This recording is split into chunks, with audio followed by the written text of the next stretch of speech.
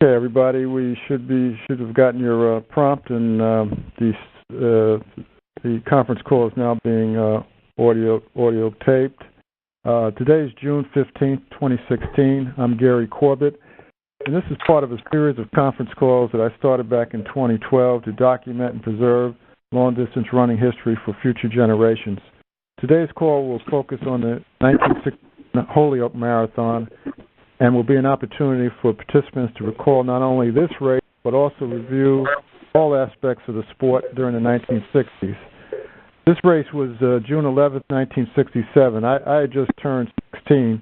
My most vivid memory was seeing my father at the 10-mile, my father, Ted Corbett, at the 10-mile mark, surrounded by the entire Melrose team except Jim McDonough.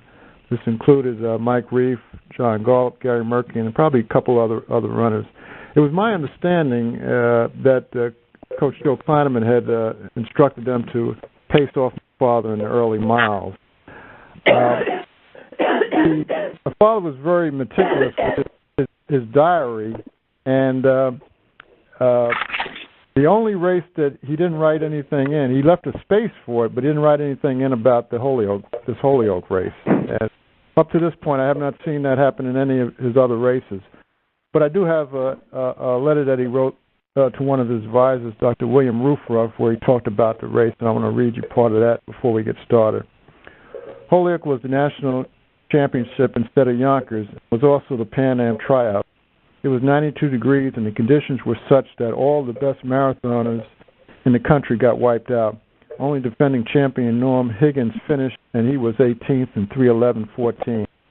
Since I had to look up his performance, I checked my own time, and it was 3:08:42, the second slowest marathon I ever had run. So my two slowest marathons have come on very hot days, though not the very hottest I've run in. The winner at Holyoke was Ron Dawes of Minnesota at 2:40:07, and second was Jim McDonough in 2:43:42. I did 2:43:15 a year ago on the same course for fourth place. They made the Pan Am team. The Holyoke Marathon again brought up the question of how to survive in the heat. Winner Dawes took some bouillon before the race and also drank about a quart of water and used water, drinking, and pouring on his body during the race. Fourth placer Tom Osler had stopped using salt, and he drank no water during the race, but did keep himself soaked externally with water, and he felt cool, although formerly he did not tolerate heat well. Most of the top runners apparently did not use as much water as the first, second, and fourth place men did. I know that third place man Ed Winrow normally doesn't use much water, but may have reformed to some extent for a marathon. I ran cautiously from the start, took all the water I could get, but poured most of it on my body rather than drinking it. Still, I got very tired in the last 4 miles, which were tough ones at best. It was a weak finish. I was not the only one to run cautiously, hoping that it would result in a better race and have it fail. One finisher in the first 10 did pull off this trick. Another one took almost 4 hours in spite of his efforts. So that was just a letter from my father to William Roofruff in July of 1967. So we're going to get started. In the format, we have 4 panelists today to talk about their experiences in this race. Larry Berman, Vince Chiappetta, Mike Reef, and Ed Winrow. And then we have an audience of people who will ask questions and comments after each panelist. So, Larry, why don't you get us started? Okay. Well, I went to the race with the goal of perhaps getting my personal best time. I had really been training hard. For me, I had been going up over 100 miles a week. And then when I got there, I looked at the temperature and, oh, damn, there's no point in trying to go for a really good performance. So I, as Ted was, I was really cautious and went out. I figured I might as well run through it. I was there, and I went out kind of in the middle of the pack. And one of the things I remember before we started was Aldo Scandura warning us that if any of us looked like we were getting into trouble, we were going to get yanked from the course, I guess based on his experience 3 years earlier in Yonkers. with the small field as it was in those days, the spectators on the side of the road could count places, and they could tell you what position you were in. So I'm chugging along, not going too hard, and I'm in 58th place, and then a little while later I'm 57th, and then 55th, and I haven't passed anybody. So eventually, and I at the time, as I remembered it, I thought it was maybe about 8 miles out, but it may have been less. I passed several of the top runners sitting on a stone wall on the side of the road drinking water. So I just continued on, and I felt okay. I was just taking it easy. Eventually, I caught up to a younger guy named Dave Linton from the Boston area, and we ran together for a long time. And then somewhere out around, I think it was 14 or 15 miles or something, I began to feel not funny, but as if I might begin to feel funny. Oh, I might mention that there was plenty of water on the course, everywhere. I thought my thought was that there was like water every 300 yards. The official water stations were manned by Boy Scouts who had gone out there at 10 o'clock in the morning, so by the time we got there, the water was like at 95 degrees. It was wet, but not very refreshing. On the other hand, there were a lot of people there, apparently knowledgeable, who had brought out water, and it was cold enough to be useful. So anyway, when I began to feel as if I might begin getting into trouble, I backed off a little, and Dave Linton got away from me. And so he gradually pulled away. And then eventually we came to a fire station. And the fire station had what I remember as a nice big black hose with lots of cold water coming out of it. And I got soaked down with the cold water, and I got some good cold water to drink. And I felt fine, so I just kept on going. And I found I was beginning to catch up to Dave Linton. And very slowly. And eventually, later in the course, we went up this long, gradual hill, which seemed to me like about a mile long, and then some rolling, and then another uphill up to Route 5, and then quarter of a mile or so on Route 5, and then the long uphill into Mountain Park. And I got to the beginning of the uphill into the park, and by that time I was only about 50 yards behind Dave Linton, and I thought, oh, what the hell, how hot can I get in half a mile? So I picked it up a little, and I wasn't really going that fast, but I was going faster than he was. And I passed him going over Route I-91 at the top of the hill, and he looked to me as if he was in eyes glazed, 1 foot in front of the other mode, and I just moved right on by him and ended up finishing in 10th and amazingly winning the New England Championship. That was quite a tough day. Those were my memories of the race. Questions for Larry? Larry, it's a great recollection. You got better memory than me. Well, it was a big day for me. I won the New England Championship. Right. How many guys were drinking, Larry, when you were running? Did you notice? It seems to me the ones I saw were. I mean, I thought it would be foolish not to. Yeah, this is Vince Chiappetta. I was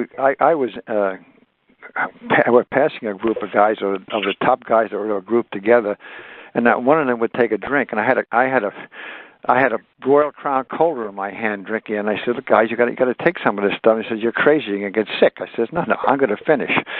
And so these guys just refused to drink. And finally, when they stopped, I think they're desperate enough to drink. So it was the whole aspect of that race was the heat, but the psychology of the lead guys that had the chance to make the Pan Am game, except Ron Dawes, who's a smart guy. Vince, he knows what's going. Vince, yeah. Yeah, and John McDonough. One of those guys that you're talking about was Tommy Larris, who didn't take any water. Yeah, well, I try to get Larris around me for a couple of miles. He was right at the front with Dawes, and then McDonough and I were right behind them. Anyway, so that there were people that don't use their brains. I was taking water. I was taking water in between water stops. Yeah, me too.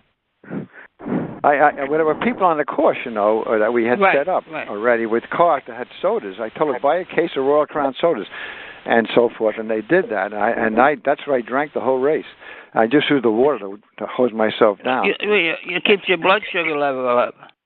Oh, of course, and also the caffeine helps. Yeah, but every time I passed these guys, I said, "Look, you got to drink," and it's just no good for you. It was a real cultic thing at that time, especially with the guys from track who never drank anything, and it was kind of sad because. Go ahead, Vince. Yes. My understanding was that's what happened to Norm Higgins in '64. Right. I mean, that Igloy was a track coach and didn't think you should drink. And then when Norm got into the Holyoke race, the Yonkers race, and didn't drink anything, he got into real trouble. And I thought, it seems to me people should have learned from that. Igloy made Norm was very difficult not to drink. teach anything to. Right. He had his own rigor aspect of his training and everything else, which is very tough. But there were certain things he just looked at you like you were a dead man when you said something to him, and especially if he knew he was better than you. So what did you have to tell him? Gradually, when he started coaching, he more and more came around and asked questions and asked people questions like myself, who had this knowledge, and he changed with that. But for himself, he ruined a lot of his good races because he wouldn't listen, and of course other guys like him too. Is it my turn to start on it? Gary? Not yet. We got some more time for comments and questions. It sounds like there was a lot more water in the Holyoke course than it was on the Yonkers course. I know, Hal, you had mentioned that your diaries indicated there was a lot of water early at Yonkers in '64, but not so much towards the end of the race. Yeah, at 5 and 8 miles there was water in Yonkers. Well, that may be, but my coach was there, but unfortunately once Buddy Edelin pulled away, my coach went with him, so the water supplies were not quite as great. Was your coach Jock Semple? Talking about Holyoke, of course, and Ed Winrow can chime in on this. In 1967 is 1 year in advance of the classic research done by Dave Castle, but pretty much proved if you drink water, you could do better. If you drank Gatorade, the same. And that was sort of his dotted line. At which point the smart runners really started. In the Dave Castle results, we did three different intakes. 2-hour run, 20 miles, each one. Water, no water, and the no water was disaster. When they recorded his temperature, it was really what a difference. But some people get hard. There was a quote by Igler: "Hard work must make." I wanted to add, "Hard must make or break." He's so bright, he's dumb. Yeah, I spoke to Dave when he was going to start that research, and I thought it would be very good. But I pointed out to him very clearly that if you talk to the New York guys like Aldo and myself and Kleineman, we knew about all these things already. I mean, when I first started running, distance running, I always got an instructor from these guys, how to take drinks, what to take a drink, always to drink during a race, and so forth. But very few people listen to us. And I'm a biologist, and as I did my own work and so forth, I used to come to the race with a cup of coffee and drink coffee the first thing. Why? It picks you up. Everybody would say, "You're crazy, you're crazy, you're crazy." But I used to have a piece of pie. Invalid. Yeah, and don't eat before. No, you eat before a race. You need the stuff in your stomach to keep your acid down. Piece of pie for breakfast. And in long races, my favorite thing was actually, believe it or not, having a frankfurter, because frankfurters have a lot of surface area, and as you get empty your stomach and it absorbs all the acid, and you pick up. And frankfurter have sugar too, by the way. I and learned so something you pick every up day. In the race. I never knew that. Yeah, and these guys say you're crazy. I in the National 50K up at the racetrack up in where was that? New Hampshire. That we had that. I actually stopped at a cookout and said, "Guy, I have a frankfurter." And to save my race, and I ended up beating McDonough in that race, because once I got the frankfurter, picked me up, and I caught McDonough and beat him and won the championship. So, these are things that are there, and people who experiment, as we did all the time, can do it. But in Holyoke, the amazing thing was before the race, we knew it was a killer. And I was telling guys, take your shirt, put it under the cold water, and before you start the race, put it on. Before you keep even it all start. soaking wet. Yeah. Before you even start, exactly right. Now, and then drink guys, water before you start. I did. But go ahead. Go ahead. Oh, what? Go ahead. I was laying down in the locker room. Everybody else is going out the door to warm up, and I'm saying to myself, I'm a smart guy. No way I'm going to warm up for this race. So I laid around, sat around, and done. And it drove some runners crazy. They said, "You got to get out there and warm up. You got to warm up." I said, "It's 90 degrees out." I think, yeah. And it was 100. It was 120 in the sun, guys, during that race. Okay? I believe it. Yeah, going through the main street in the towns, with all the masonry buildings on both sides. Right. That was. Well, it was one of my best ever races, and from the 20-mile mark in the race itself, McDonough was there and Dawes was there, and they pulled away, and it took me from the 20-mile mark. I was running at 2 hours even. Yeah. I ran 2:47. It took me almost 48 minutes to go to the last 6.2. 48 minutes. No one passed me. I don't remember what my time was. Yeah. But it was painful. I couldn't have a cup of tea for the next few weeks. I have a question, Larry. This is Gary. I have a question, Larry. You mentioned you're passing a number of the top runners on a stone wall. You recall who they were? I don't remember. Okay. I don't remember their names either, because who remembers the name anymore? The point is that every top guy, believe it or not, in the East Coast was there. Yeah. And the place was loaded with talent. All these guys, there really was a great big group of guys there who grew up in D.C. and all these areas. And they're over warming up. Ed was smart. You don't warm up at Holyoke on a hot day because you're going downhill for 5 miles. What do you have to warm up for? Yeah. It's deceiving. Yeah, and so you got, and that's a killer in that race too. You need control in the first 5. Those guys took off like it was a 10,000 meter. As if it was 60 degrees. Yeah. Right. Yeah. And so I was injured. I had gotten injured, so I started slicing. I'm hobbling through, and I just kept my pace. I was in last place in the beginning, just running along, getting my leg warm, going, and so forth like that, and gradually. It eased up a bit, but never got totally better. But here I am passing, and I could see you guys, Laris and McDonough and you, Ed, and I was about 4th at that time, and a doggone dog rushes out and jumps me, and just collapses me. He jumps me. He just come out, and that guy laughing, and I'm under this dog. I'm ready to kill the dog.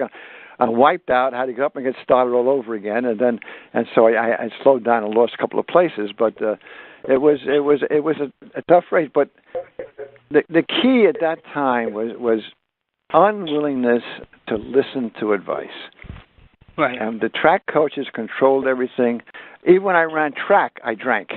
And the coach said, "You're going to get sick," and I never got sick because you got to build up to it. And so the psychology of running at that time was very much controlled by the wrong people who knew nothing about distance running. And you know who used to help me out when I made my comeback, whatever, and I was in the front of the race in Sedgwick Avenue. Mike Devaney would be at the end, the 2 mile point and turnaround time. And I'm in the race by 100-yard lead, and he says, "Slow down." He says, "Shorten your strides." He was telling me what to do, and I thought to myself, "Who the hell is he? I'm in the lead, you know." But as time would tell, he was great. It was great advice. He would always give splits to the runners, and I believed in that, Gary. Splits are really a key. Every mile, 2 miles, whatever it is, the splits tell you can benefit a lot. Mm-hmm. Okay, let's Vince. You have the floor, Vince Chiappetta. Yeah, hi. I said I'd gotten injured and I was just up there to run, and so I started out very slow, as I said, and gradually moved along. But I was drinking right from the beginning. I mean, I started off with water in my hand, and then got the Cokes later on, which I found very healthy and very helpful. Anybody who know Royal Crown Coke, by the way, in those days was the best, the highest caffeine and the most sugar. But you had to be careful. If you drank too much of it, the caffeine could throw you off. So you had to know what you were doing and practice this while you were training. What was that you were drinking? Royal Crown. Royal Crown Cola. It was good? That was the best tasting cola at that time. And it worked. I learned that from Aldo. Aldo was the guy who said, remember, Aldo was a scientist. He would, he was a very smart electronics engineer, but he always was measuring and taking and trying things on his runs. And he says, look, if you can get Royal Crown Cola, you know, you drink it at this type of pace, it's the best. Right. And it worked.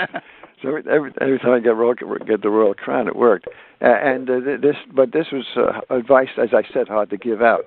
But that race too was interesting because it created a whole havoc over the selection process because all these guys, the only guy that was a really top marathon at that point was Dawes, but he was also smart.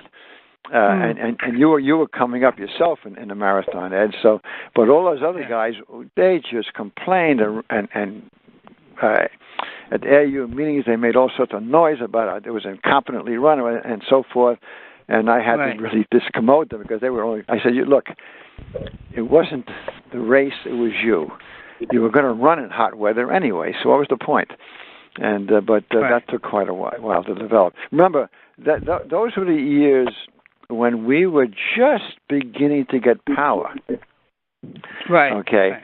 The long distance running committee did not exist. There was a subcommittee of the track and field committee. Right. There was no women's long distance running committee, and that the women were running with the men, which created a whole political problem with the AAU situation. And in '66, we pretty much told the track and field committee that we will secede if we didn't get our recognition. And in '67, the resolution to make us an independent committee got passed, and then the next year we became an independent committee. And that's when we took control of the sport. And we wanted to control 10,000 meters and up for selection, but they wouldn't give us 10,000 meters. But we controlled the marathon from then on. And then we can then plan on putting it in appropriate venues related to the race and the Olympics now, itself. On a sad note, I they didn't take me to Winnipeg. Oh, I know that. Yeah. They took and it was first because they read the time. They read those 3 different times, 2:40, 43, and 47, whatever. They read the times and just scratched the names off. Yeah. The top 3 was supposed to go. I was really crushed. Yeah. I figured I deserve it, but my time was astronomical. Yeah. Well, AJ. look, AJ. That's the politics of the nature of things.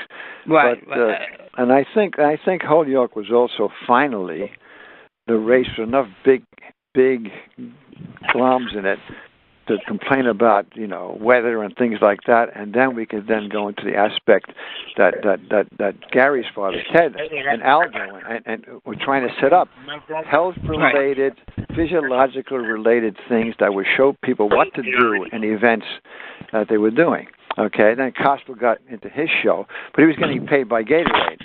And probably the worst drink you could ever have in a race was Gatorade. Because it was over-concentrated, and actually the experiments showed, and Dave found it himself, and I suggested to him, I said, look, Gatorade releases water from the bloodstream because it's so concentrated. Gluconate was the good stuff in those days because that was very dilute and worked very, very well. So it was the whole aspect of these drinks. Yeah, go ahead. Yeah, the gluconate was isotonic. It had the same concentration as your body fluids. Right, exactly. Right. And of course, ERG, as I remember. Yeah, well, it later became ERG. It became ERG later, yeah. That was later because gluconate, didn't make big markets. Glucan, never be a glucan, and the whole thing. But he was the one that did the real work. And Dave's piece of research was good because they could say it was scientific, not just anecdotal by experience. We guinea pigs in the test, right? There was 8 or 10 of us. We could do 20 miles and the next day do another 20. So they had a higher quality of talent. They didn't pick a random crowd pleaser, who wouldn't go anywhere.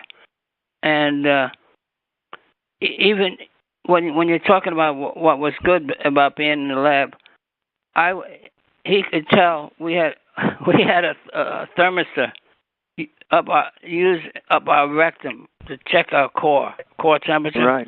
Right. And it would tell you exactly. You come in at 99 whatever, and it tell you at the end of the run you'd only be at 101. So we were conditioned athletes, when we only changed a couple of degrees in core temperature. Yeah. And the same with Jim and Ted. They were the same kind of thing, and they basically were efficient competitors as well as serious mental people. Conditions. Yeah, remember, previous to that, a piece of research came out about heat exhaustion and so forth, and the temperature in the abdomen was realized to be the key. That's why you put the ice in the pelvic region there. But Dave's work showed that conditioning maximizes circulatory aspects of this thing, so it clears the heat better. But yet it's still the key it makes you maintaining. Efficient. Right. Yes. Right. Yeah. So this is good stuff, and what was good about it, all you guys that you took it, nobody could question whether you guys could run or not. See, so it wasn't just joggers or something. Well, we didn't have joggers in those days anyway. But so that the top guys could realize, and as Dave kept telling these guys, hey, look, guys, this is research. These aren't jerks. These are quality guys doing this stuff. Right. This stuff is real. And that gave gave accurate results. It worked out very well. Oh yeah, it was a beautiful thing. Thank goodness for Dave that was interested in this stuff and had his lab that could do it. Yeah. Because a lot of resistance to this type of research in those days. He was great. He could talk you into anything. He could talk. And talking you into anything is very hard. He talked me into. Before I got my master's degree, my present from him was 3 25-mile workouts during the week. I thought to myself, "What are you doing with this?" Well, I'm going to do this study, and that was his. He was a psychologist as well. Brilliant guy. How many guys in the marathon did you notice that were around you, Larry, when you were with the hose? I took advantage of that. The firehouse hose was fantastic. Who cared about wet feet? You felt good. I wonder how many guys took it, because they were yelling us to come over. I know I ran over right away. But when I saw it, I headed for it. Yeah. Anybody else with you do that? Was anybody around? There was somebody there ahead of me, and he left as I got there, and I don't know whether there was somebody in back of me. Yeah, because I was. I didn't want to take the chance of turning around and tripping and falling. Right. Well, if your shoes get too wet, you'll slide in them and you blister. That's because you didn't tie him right. That's why. Well, that's it. Well, now you tell me. Damp anyway, just from sweat. Now you tell me. I used to get blisters. Anything from the half mile up, I would get blisters. But you never noticed. This is just a funny. You never noticed before a race the guys that retied their shoes and double knotted and everything else. You never paid attention to that. You never. I know. No. So once you double knot your shoe, Ed. Oh, I don't need to do that. Okay. Vince. Now I get this good advice. What is this? Well, in old days we got to start revealing secrets. Yeah. We're getting up. Yeah, Vince. I have a question. Yeah. I understood. It seems to me either we talked to him or we heard from somebody who talked to him, from Ron Dawes, who had trained for the race wearing double sweatsuits. Do you know anything about that? Yes. No. He got this I think idea. He did it. But remember, he lived in a very cold place. Yeah, he lived in Minnesota. Minneapolis. Right. Minneapolis. His acclimation ability was very limited, even in the spring. And so he started, and he had asked me, "What do you do, Crackman?" He says, "I wear my winter clothes till it's 80." And that's how you get acclimated. So he said, "I got to do better than that." So he was wearing 3 sets of clothes, and that was very good because he was getting over 100 degrees around the body from that, even though it was 50 where he was running. Yeah. And the same thing in New York. You have to, and the other way when it comes to the winter, you don't put your sweats on till it gets below 40. And that's where the body gets. It works both ways. And what's the first thing you see? Everybody's naked at 40, and everybody's wearing winter clothes at 60. So it just doesn't work that way. And I still see. I train here at Van Cortlandt Park, and I got 3 colleges here. I'm always telling the guys, "What are you running in your shorts for? All your races are going to be at 90 degrees. Oh, it's too hot." I said, "No, it's going to be worse." And you can't. And I speak to the coaches, and they say, "Oh, what do you know? We don't need to do that." I said, "Okay." I would do the same thing. I would wear stuff. I had a schedule of what the temperature was and how much I would wear, and it was a lot more than I needed. But I felt in the spring I really had to acclimate. You're right. That's smart. Right. You were using your thinking process. Right. If any race I had a chance to win was going to be in the heat because of that. And I knew that was the advantage. So in the cold, I couldn't keep on any of these guys. But in the heat, that would made the difference. Ron Dawes ended up in the hospital twice after the 64 Yonkers race. He had that memory too as he led into this Holyoke race in terms of his preparation. But he was twice in the hospital later that day after Yonkers. Right. One other thing on Yonkers, there was Hal had mentioned water and his coach, but that was Fred Wilt he was referencing in terms of his coach that was given water for a certain period of time. Other comments, questions for Vince?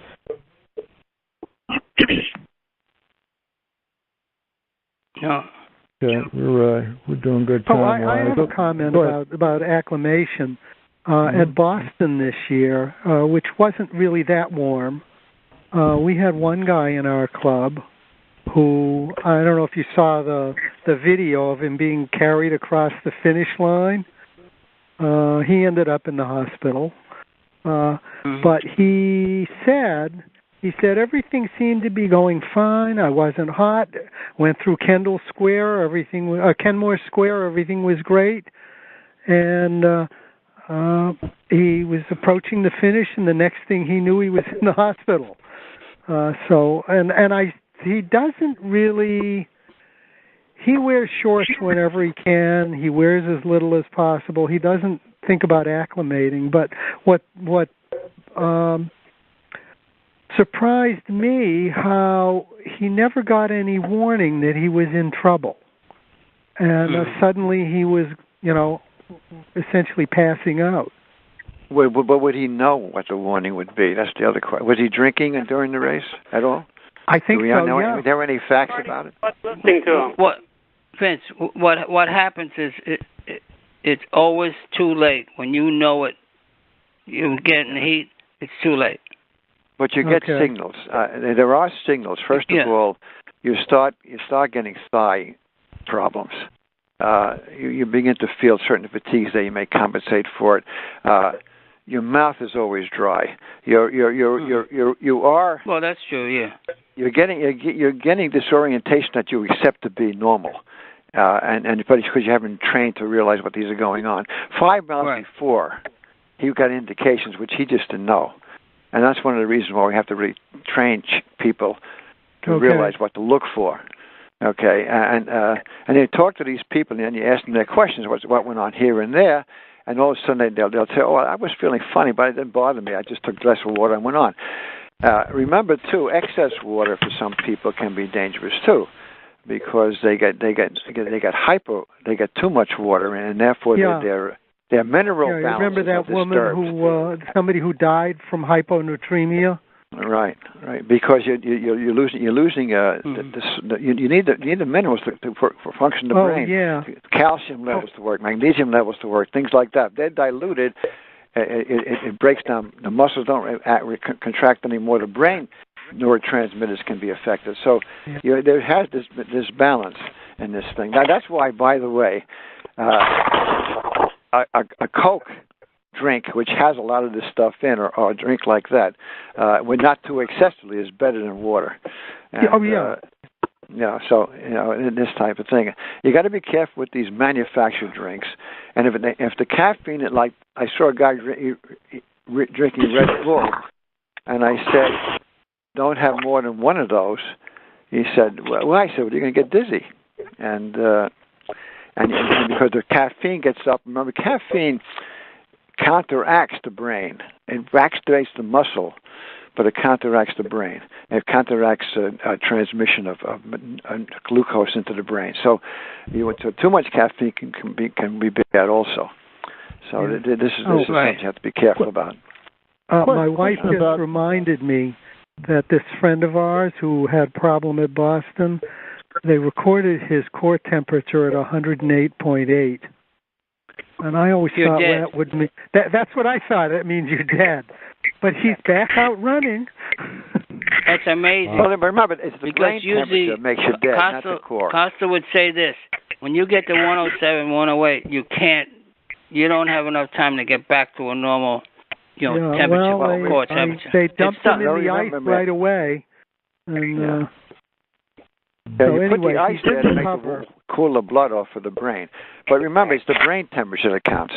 The core temperature is giving indication of what's going to happen, as it builds up, which indicates he wasn't wetting himself, or he wasn't keeping himself really. He was not acclimated at all, because Boston wasn't. How hot was Boston? 70? Yeah, well, I think it was in the 70s, but it wasn't real hot. Yeah, but 70 after 30 is very extreme. And if you're the type of guy that runs in his underwear the whole year to show how strong he is in the winter, when you get to 70, it's like having over 100, because his body's just not there at all. And question on that. Go ahead, Vince. Go ahead. I was going to ask just regarding water intake. I know you mentioned that the track guys typically didn't take water, but the long-distance runners in 1967 was it 50-50 in terms of taking in water? Just what's the... Because I know at one point there's so many races didn't even have refreshments at all in the 50s and such. I want you to hold the phone. What year did the national rules in track were, if you took any assistance which included water, you were disqualified. Still at that point. We didn't change that till later, when some people started collapsing in these track meets. In New York, we ignored it. In New York, too damn bad. At 10,000, 5,000 meters, there's going to be water at Randall's Island and other places like that. And they would scream and yell. I said, well, disqualify everybody. But other places, you couldn't do it. Okay, let's move on. Mike Reef. Okay. So Mike Reef now is 67 years old, which means I'm probably the youngest guy in this group. Probably. Because and I've lived in Rochester, New York for about 45 years now, and I grew up in Brooklyn and Queens. And I'm probably not as accomplished as most of the people on this phone call, but I will tell you that what I'm going to talk about leading up to Holyoke influenced my life for the last 50 years. And what I'm doing now has been all as a result of the 67, 68 years. It was my coaching and my own running right now.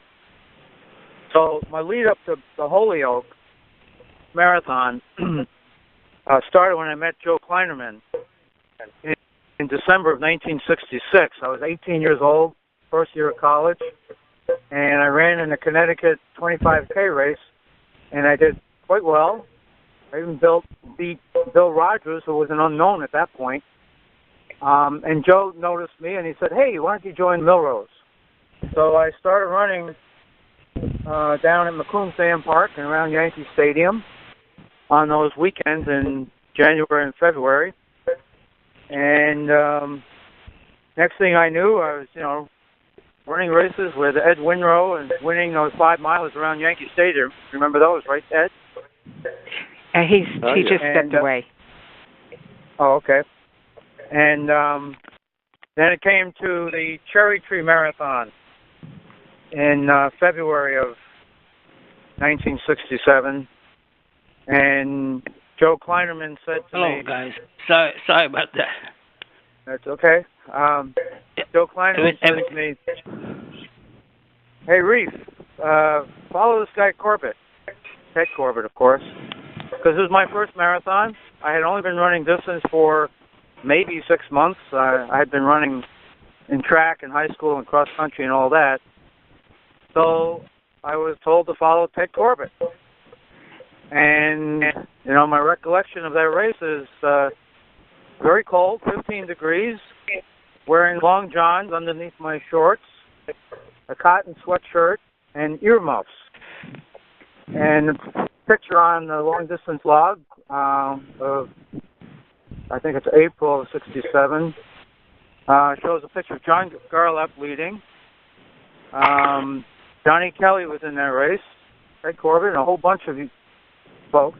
I don't know if Vince was there, but the whole New York crowd. And I just followed Ted Corbett for as long as I could. And I surprised myself by running 2 hours 57 minutes my first marathon. And as an 18-year-old, that was pretty good. Excellent. Well, you picked the right person. I was in the right place at the right time. And those years we had this series of races around Yankee Stadium or around the metropolitan area. One weekend was the short series where we did a 4 or 5 miler around Yankee Stadium, and then the following week would be a long run, a long race that would lead up to Boston. And so we'd start at 8 miles, 12 miles, 16 miles, 24 miles, or whatever it was, and then came Boston, 1967. So again, I can remember actually Ed Winrow, I believe, was leading that race for a while. Yeah. Am I right, Ed? Yeah, I won it in 24:30. No, I'm talking. You know about what's Boston. weird? That was to me it was a fun race at the same time. You know what it was? What's the weirdest thing? You're running around the curve of the stadium. You can't see somebody in front of you 20 yards, and you can't see somebody 20, 30 yards behind you. It's like you're running alone. Right. That was different. Especially when you're in front. Yeah. I believe it was. But here's the thing. I could also get bumped to the rear too. It depends on when they want to stop the race.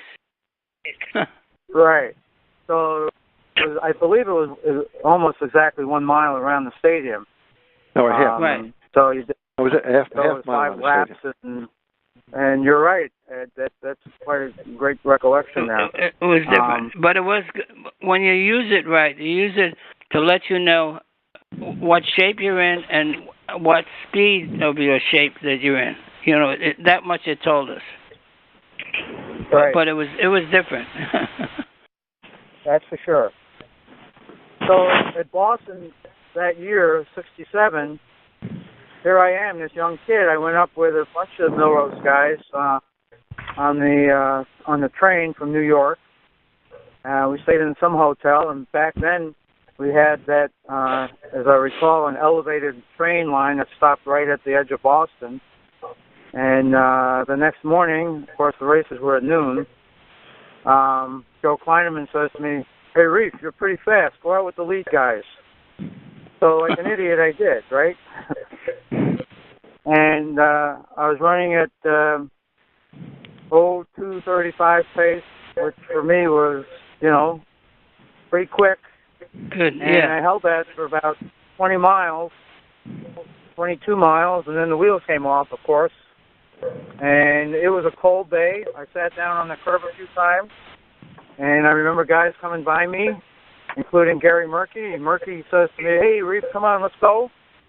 And so I tailed Murphy, and I followed him in, and I ran 2:44 my second marathon.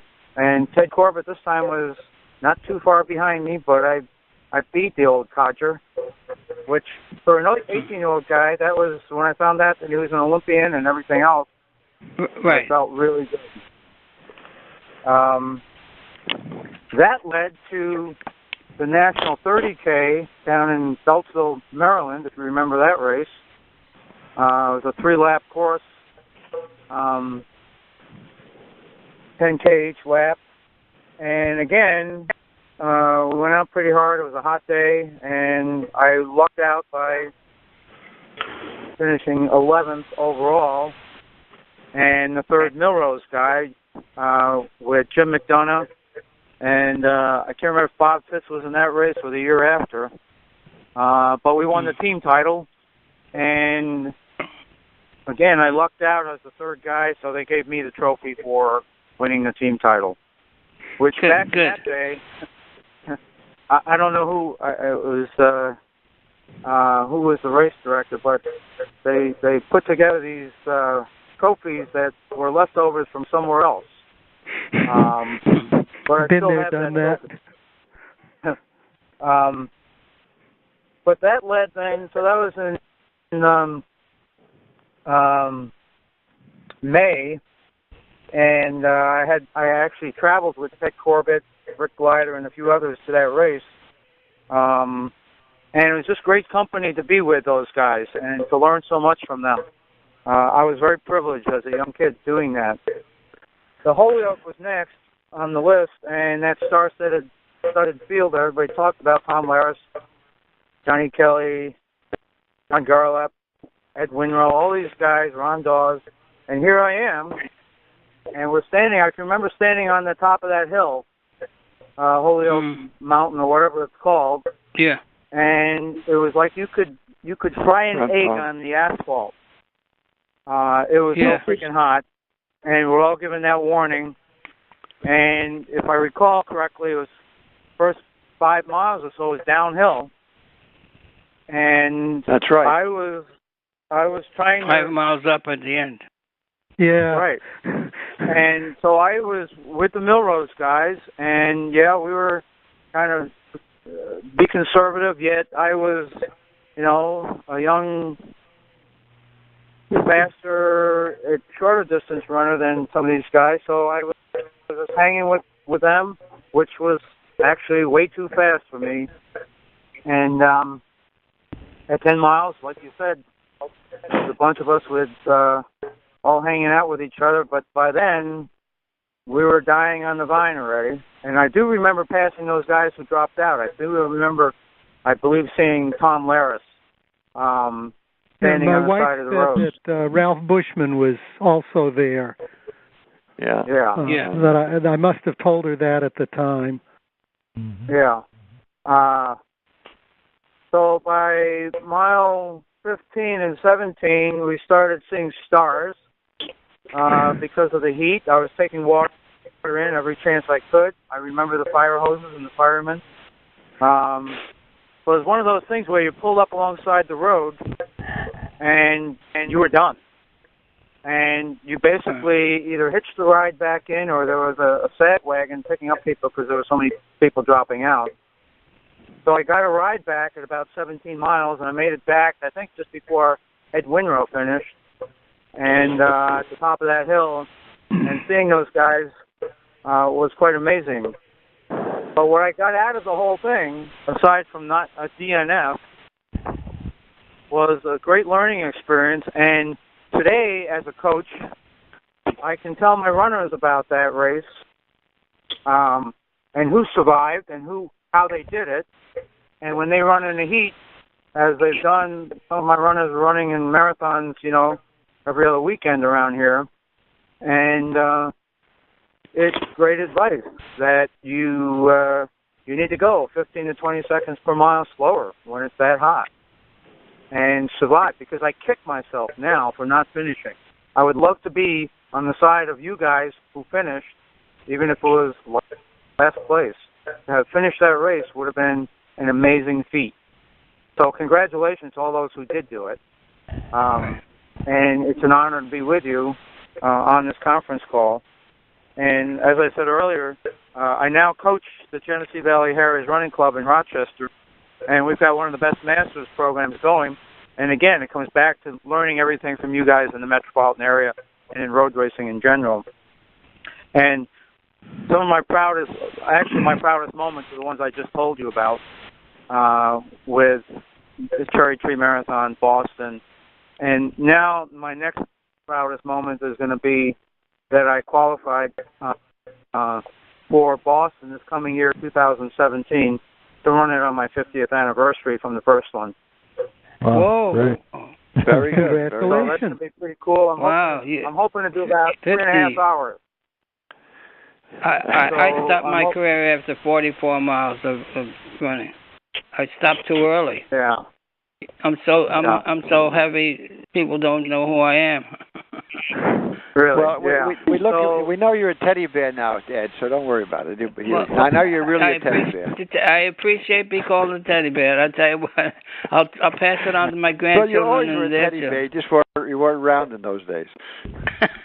So, yeah. so in final closing, just kudos to Ted Corbett, Ed Winrow, Vince Chiappetta, Joe Kleineman, John Garlap, Jim McDonough, all those guys. I got to tell you, they influenced my life. I've been fit as a fiddle ever since, and I continue to do it, and I help a lot of other people doing it, from beginners to, I had a guy in the Olympic trials this past February. So that's great. Thank you all. Well, yeah, congratulations. Can I make a comment a moment here? Mike made a comment about being the kid. Well, the guys, Kleineman and Steiner and Harry Murphy and all these guys, they were great kids, and they always picked somebody. If they found somebody that became the kid, you became the kid in that time, Mike. I remember when I first started accidentally running into them on Sedgwick Avenue there, and I was just a freshman in college. I became the kid, but over the years they picked, and they always took care of you. When there was a race, they say, "Would you want to come?" And they gave you a ride everywhere, and I couldn't afford to go anywhere, so I went to all these races with these guys. And then after me was another guy, and you were at that time. And so you just we had a group of guys with heart. They loved the sport. They were lovers of people. All they wanted to do was give to us, and it made our lives very beautiful. Yeah. No one made me run. Right. No one makes that crew was perfect, and knock on wood, that's the way it should be. Everybody, no superstition. It really should be that way. I get a little disappointed with the overhype of financial backing and all this crazy stuff. Takes away from the backing is the backing is nice. The problem is the attitudes are lousy. Okay. Yeah, it's the camaraderie is different. Yeah. Nowadays, everybody said hello to each other. You talk to each other. Nowadays, I slog along in my old. I say to people, they don't even say hello. So what do you do? It's just the way it is. That's it. No. But let me thank all you guys that are on this line. What a great experience all you guys were looking at this list here, and the fun we had, and Crazy Higdon at his house at the National 15K years ago was great. I still remember that trip we had, and all you guys. It's just fun, just knowing you guys and being involved in these runs and so forth. And I may have been a little crazy guy to many of you guys, but my experience with you guys was always wonderful, and I always appreciated just the time I had with you. So it's great. The feeling is mutual. Agreed. It's hard to explain. I would be coaching. I coached in 3 different colleges. Valparaiso, Brockport, and Mansfield. And I always coached everybody. And every once in a while, some faster runner, I wasn't given enough attention. And they'd complain, and I would just jump on them like crazy. I said, this is what I want to do. I want to coach everyone, not just the elite, and that kind of thing. But that makes a great coach, Ed. That's what's the right thing to do. Yeah, and then after a while, the kid would realize what I was doing, and it was like, oh, you brought me along a year or two ago. You know what I mean? They realized that he wasn't so fast, when he began. Rich Saxon was a guy that walked in. He wasn't fast in the beginning, but he made the Hall of Fame up in Rochester, Wayland, I think. Anyway, I appreciate the call, guys. Any more questions of Mike? Oh, I wanted to make a comment. Mike mentioned the 5 miles uphill at the end. Yeah. In the 60s, John Burris, who I think is listening here, and I, with help of my wife, did a bunch of course certification around in New England. And as part of that, I was drawing up profiles and of courses.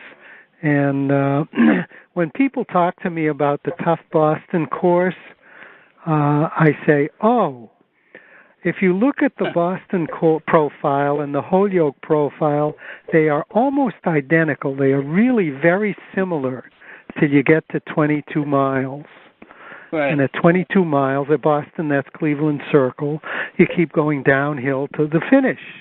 At Holyoke, you go back up to where you started. Right. Oh. Out and back. Yeah. I have a picture. I should be looking at it now, but it's in the garage, of me in that up that hill in Holyoke, and I'm running with my hands on my hips and my head down. I'm running. You can't tell how fast it was, but it was pedestrian. That was that 47 minute 6 miler.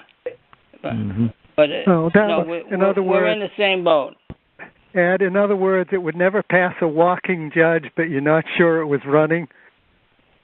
Oh, thank you very much. Yeah, exactly. I got to tell you this quick story. Tom Balon is a exercise physiologist guy. Anyway, he's getting ready to retire. He was at Brockport. When he was at Brockport, he was getting flagged off every race. In other words, he was being lapped by these other runners, and the official would say, "Get off the track, get off the track." So here we go all season long. It's the last race of the year with Buffalo State and Geneseo. And I say to Tom, I whisper, and I said, "Look, do not get off the track. Do not. They cannot touch you. It's an unofficial rule. I want to get you full time. Do not get off the track." So, okay, sure enough, goes around, and at the third lap, he's already being lapped pretty early. These guys are 14-minute guys, and he's a lot slower than that. Anyway, and the official yells at him, "Get off the track!"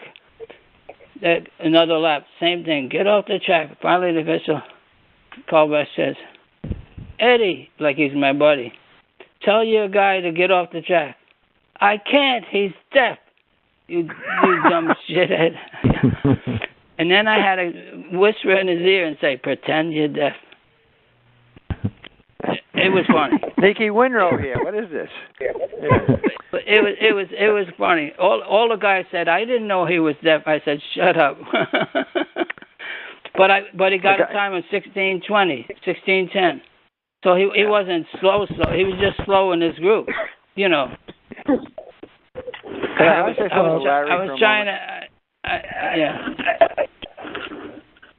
Larry, Vince Petty here. I just want to take this time to thank you and your wife for all the great stuff you did, especially when with the coursework of measuring the New England courses, because it was always great running a 10-mile race that was 9 miles. I always set a world's record. And you guys did such a great job and straightened them out. And it was very difficult because nobody wanted to change their courses in any way whatsoever. And that you learned from Ted and took that up. It was really great because it made those races significant. And just the attitude that you guys had when your wife was running and encouragement to the people up there, that great jog around the reservoir stuff you have with people all the time, and it was really you contributed wonderful things in New England, even though New England was where we went to race, because that's where the races were in the small towns from New York. We just appreciated the changes you made and how much you made the sport advance. So I just want to take this time to say that to you guys, and because it was thank you. And also, Larry, say something about your wife also. Your wife has been mentioned a few times. Oh, yeah. Well, as you know, we got her started on the roads. When she was, I guess she was, I said to her at one point after we had our first 2 kids, I said, by the time you get to 30, you probably, whatever shape you're in, that's probably what you're going to be stuck with the rest of your life. Are you happy with the shape you're in? And she sort of said, well, so I started her running. Got her a pair of shoes, New Balance shoes from Joe Scarfo, and we started her running, and eventually worked her up to 5 miles, and trying to get her to break 40 minutes. And she couldn't do it. I would run on the track with her and pace her, try to get her through under 40. Couldn't do it. So I said, well, the only way you're going to do it is get in a race. Okay, so we went to a 5-mile handicap in Marlborough, Massachusetts. And she was on the front line with a couple of older guys, Ziggy Podlosny, and I don't remember the other guy, and 2 young boys. And, well, of course, as you all know, the men in the race were very welcoming and all gave her encouragement. Lo and behold, she broke 40 minutes, ran 37:38. 38:37. Sorry about that. And from there we worked our way up, and eventually we were thinking she would run Boston in 68, but she had hurt her toe cross-country skiing. We had gotten into competitive cross-country skiing by that point and couldn't do it in 68, so she did Boston in 69, was first woman, 70 and 71, both. So that's what she contributed. She was one of the women pioneers. I don't know if everybody knows, but this spring, Boston made a big deal out of the early women runners.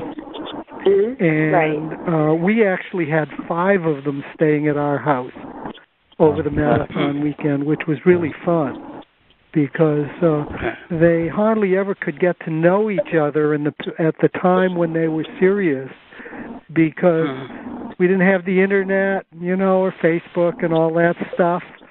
So the women would find out about each other and what they did from long distance log every couple of months. So this kind of made them into a community. That was fun. And for the record and for the tape, this is Sarah Mae Berman. Oh yeah. Okay. Okay, we got one more to listen to here. Yeah, Ed. No, you don't have to listen to me. I talk too much. Well, that's why you're a teddy bear. Come on. You got the floor, Ed. All right, I'll just do one thing. It just explains how we feel. The Holyoke told me that I was a tough runner. When I finished that, I said, all along I used to have doubts. Did I have, especially when you get a close second or third or fourth, and you're not, catching the lead guy. Anyway, but the worst, unfortunately, turned out to be in '68 in the Boston Marathon, where I got 11th place, and it was the worst place I had ever gotten. And I tell that to some non-runners, and they go, "What? 11th, and you're not satisfied?" I said, "No, I should have had a shot at the front guys." I went out really fast. I went out the first 10 miles under the course record, and then rigor mortis started in. You needed some coaching at that time, Ed. I you know what? That's why I love talking to you guys. You don't let me get away with anything. You're right. You know, Bob Campbell was my coach, by the way. Yeah, and he would never told you to do that either, and I'm sure he did, and you went ahead and did it anyway. No, he didn't. No, you're right about that. He used to say, "Oh, you're running against Bushman? Well, make sure you don't go out as fast as he. Let him go a little quicker." You know, I mean, he's a great coach, great person. He sanctioned over 100 road races in the '60s before it was popular. He was a good guy. No, he was a great promoter of the sport. He was a great guy. Helping it to grow. Yeah, he did. I mean, I improved under his totalist for 3.5 years. I improved in everything I was touching, wherever I went, even against, top-notch people outside the country. Even he was good. He knew I was a family man that had a child. And teaching. I had other responsibilities, so he knew how to come up with a training program that would fit that. Yeah, and he was the only guy doing that, by the way, because he took the lifestyle of the people into consideration, because he had his own life that way, and he was very important in making. And he was part of our committee that made all the changes that were very important to change. Because remember, in those years too, as the women began to emerge, and they became an issue at the national conventions all the time, which we always had a fight with the Women's Track and Field Committee. Right. And of course, the worst ones, the Women's Track Committee, were the male coaches who were probably the dumbest guys in the world. And the male coaches, the female coaches, they were rather afraid to take some chances because of the male-female. Right. The women were always looked down upon. And then you had Pat Rico and Helio Rico, who were sticklers for rules all the time, and they blocked everything they could block. Rico, yeah. And so, but gradually, Aldo and I, and as we started bringing the women to come to the convention and be a voice, and it seems like, you know what? It seems like here we are talking on this phone, and it seems like where did it all go? Well, it went into thousands of pages of sport running. I mean, my favorite guy was Emil Zadabek. Some people he was a myth. He was a myth. He was somebody way far away. Right. So the reality of what we had was right here in the United States, and believe me. We in the United States did more for making worldwide and Olympic distance running better over the whole world. Okay, you're right. Because we took the chances. The British had so many great ideas, but we went ahead and did it. And by doing that, we produced this worldwide phenomenon. You put one foot in front of the other. Yeah. Right. Okay. And I used to tell people my favorite drug is LSD. And at that time LSD was very popular, and I would say long, slow distance, and so this is, and remember the run is high. That this change we have in our brain after a certain number of miles is still talked about. There was a recent article in the Times talking about opioids and the misuse of that, and yet these guys are still doing work and showing that if you take a person that's addicted and put them on distance running programs, they can replace a lot of their addiction to the opioid by getting addicted with to natural opioids. Right, exactly, natural opioids, and that's all us. That's the stuff we did, and we were kidding around about. We did all this stuff, but we counteracted the whole drug '60s garbage heads that were all over the place. And Tom Ost, I think, is the one that said LSD, started the LSD name, and so we're all high on LSD. So that was quite good. Right. Well, it's like any method. When it was used right, as a high percentage of group running, and one runner being able to help another runner, it had very good benefits. You know, wasn't going to make you the fastest, but you weren't going to be the slowest either. In the high schools at Blue Mountain Sports Camp in Pennsylvania, in the 70s and 80s, they were using long slow distance. Most of them. Well, they were also using interval training to the excess too. So. Oh, right, that's true. Yeah, which is misused, and that's still breaking down young athletes and doing high intensity training at ages, and each individual's age is different, not the chronological age, the physical age. Right. So you can't give them the same type of training, because then they start breaking down. The muscles get too strong for the tendons and ligaments, and then you get all these injuries. And Osgood Slatters. Yeah, no, but Osgood Slatters is actually happens normally for many people, but you can counteract that. But it's really the other ligaments and tendons and the other joints that get messed up. You watch some of these hot shots in high school. By the time they're in college, it's not because they lost the ability. The body, they've stretched the ligaments. They've distorted the tendons with tears, and they can't maintain the same push on their body that they had before. Right.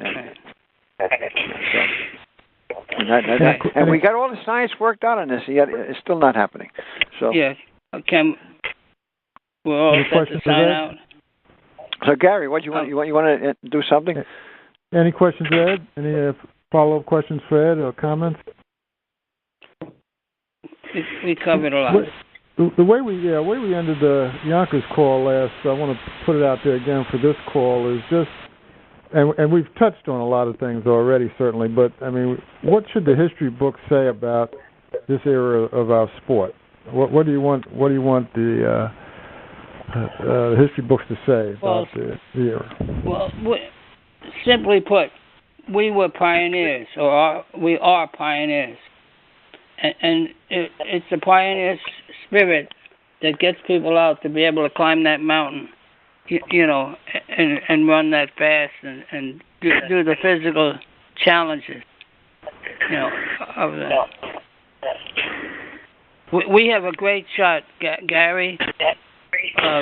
Bob Dynas, Murky, me, and Amby Burford at the finish line of Pikes Peak in 14,000 feet.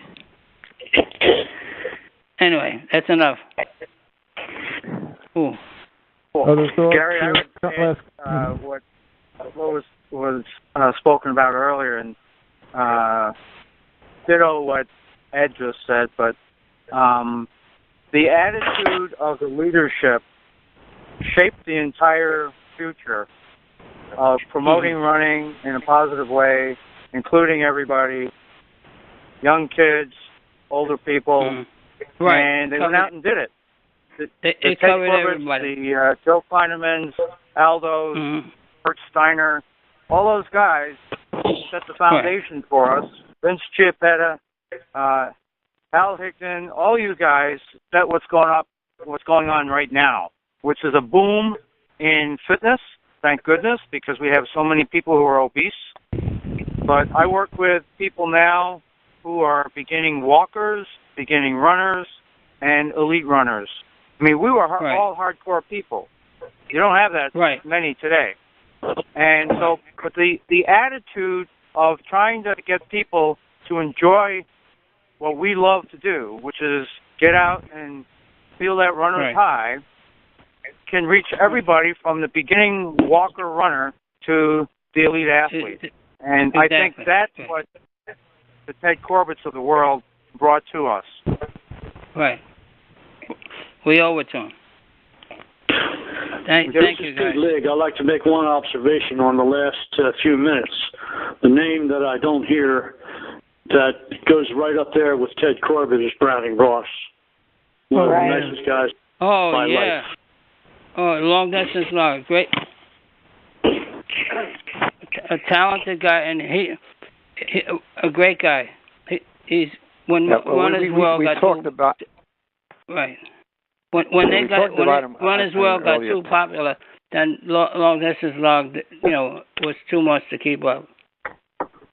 Well, Brown, it's a good name. What was great about Browning too is that he was a top runner. Yeah. Who wanted to transfer. He ran on the mile relay for Villanova. Yeah, who wanted to transfer the love he had for the run to other people. He runs on a relay in Villanova on Sunday after the Penn relays. He runs a road race. Yeah. But Jumbo Elliott, his coach, went crazy. The key about the 50s. Right. The key with Browning was that there were most of the elite runners of the 50s didn't give much of a damn about the sport in itself, except for themselves. Right. Browning saw the option of what distance running meant, and so he uniquely went into the road races and so forth. Because remember, in those days, running a road race means you were a bum. Okay, yeah. you weren't a talented athlete. Yeah, you can't do anything else. And then you go on the track and you beat these guys on the track, and then you weren't much of a bum. See, but you were on the relay team that won at Penn, right? I know my team we were third, but he was on a relay team that won the 10, these psychologies that go on, nobody understands them. They're still here, by the way, in the sport. Unfortunately, they're still in the school system in this way. But what Browning got started, and that we all worked with and grew with, was the fact that this is for everybody. Anybody can run. It doesn't cost you any money. It doesn't cost you anything. You can put your own time in it. You can enjoy it running alone as well as running with someone else if you wanted to do it. It covered it. And the key about the late 60s was the fact that we started in 58 was getting better and better, but we weren't moving the sports world. We weren't making impact on the other sports, and that we had to do. And so and Aldo was the lead in this thing because he was involved in the politics. Then he talked me into getting involved in the politics of this stuff. And what we did was we changed the AAU to get our sport recognized by getting all the lesser Olympic sports. There were 22, remember, to be recognized as legitimate equal sports to track and field and swimming. Right. And that we deserved money as they deserved money because people were putting in their dues to the AAU, and they should come back to our sport. Okay? And what was happening at that time, the long distance running group was producing more members for AAU than any other group. Bringing in more money. Revenue. Okay, right. And by 1969, we had over 100,000 members in the AAU. Okay, that were paying their dues. And so what Aldo and I did, as we tried to make change, and one of the keys we had to make change to, one, we had to be recognized as a separate organization, long distance running. When we used, of course, the Road Runners Club, the National Road Runners Club as a focus for this, because as a power group too, and we had the details of where the money was going. The other key was that the most hindered sports were the women's sport. Women's swimming and women's diving was not as supported as men's swimming and men's diving. So the thing we did was, and water polo, I went to them at their meetings and talked to them about joining up together, producing common legislation that gave all the sports the equal opportunity to be independent of the major ones. And thus, we had the right to our money. Right. And that's how I got everything passed. All the little sports come in and would vote and put this stuff in, and these guys look around. How did that happen? We even stopped smoking at the AAU because of working together, because we joined up and did this. And what Gary, I could be here forever. Gary, we got to go. Okay, no problem. Okay, Ed. Okay. It's great talking to you guys. Okay. Bye-bye now. See you, Ed.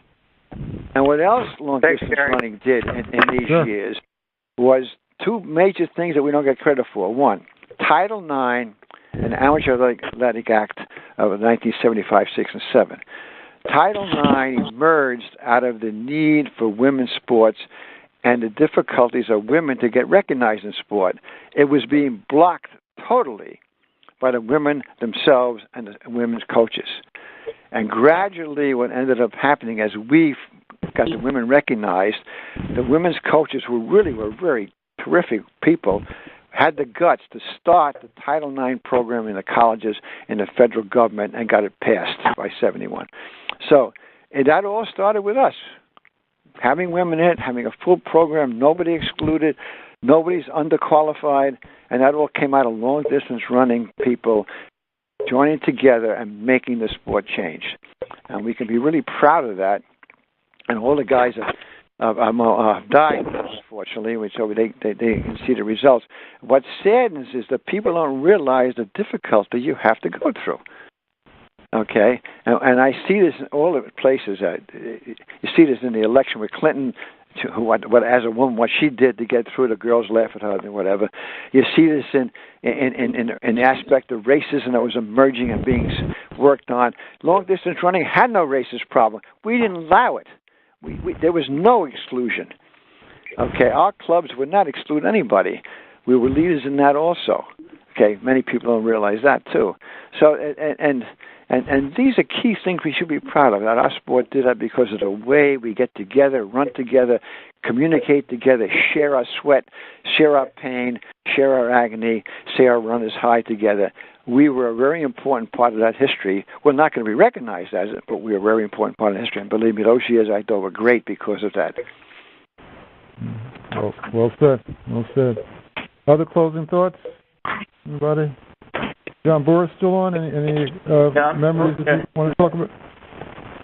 I remember you bringing back a lot of memories, but, I just feel kind of blessed to have been, with such a great bunch of people, and a lot of help I got, and I'm glad to see that the sport is, thriving. And thanks again. It's been a pleasure to hear you all speak. Learned a lot. What's your favorite Holyoke memory? Well, I was lucky in '65. It was a cool day. It turned cool, and I really felt like moving.